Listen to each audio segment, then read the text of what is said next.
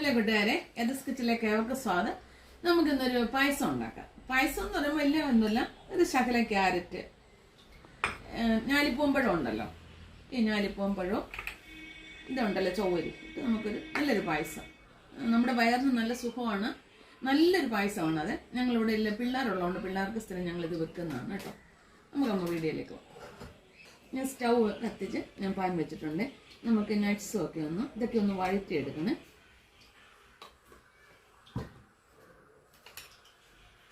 നെയ്യ് ഞാൻ ഒഴിച്ചിട്ടുണ്ട്, അതൊന്ന് ഉരുകിയിട്ടുണ്ട്. ഞാൻ നട്ട്സ് 3-4 നട്ട്സ്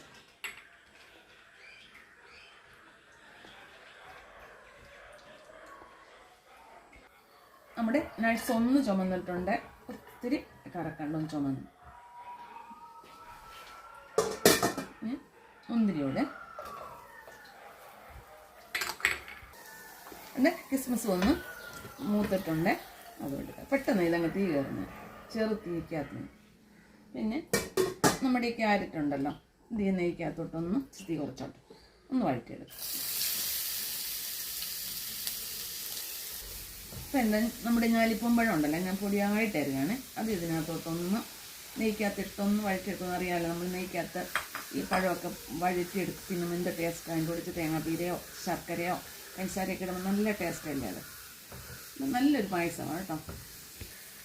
ഇത് എല്ലാം ഒന്ന് വഴണ്ടിട്ടുണ്ട്, ഞാനിതെല്ലാം കോരിയെടുക്കുവാണേ.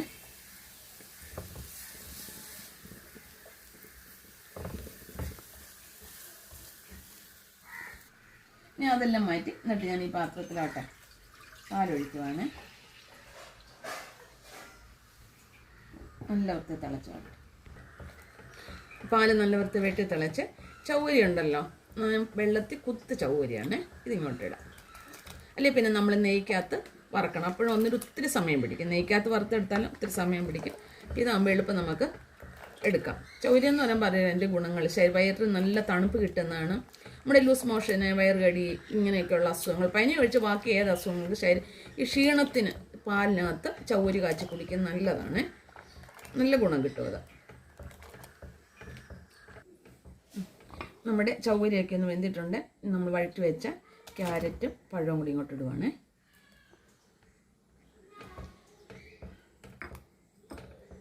ഇതൊന്ന് വെന്തോട്ടെ. നമ്മുടെ പായസത്തിൻ്റെ എല്ലാം റെഡി ആയിട്ടുണ്ട്. ഞാൻ ആവശ്യമുള്ള പഞ്ചസാര ഇടുവാണേ. മിൽക്ക് മെയ്ഡില്ല, മിൽക്ക് മെയ്ഡ് ഒഴിച്ചാൽ നല്ലതാണ്, അന്നേരം മധുരം കൂടുക. ഞാൻ ഇതിൽ ആവശ്യമുള്ള പഞ്ചസാര ഇട്ടിട്ടുണ്ട്. ഏലക്കാപ്പൊടി, നമ്മുടെ പായസം എല്ലാം റെഡി ആയിട്ട്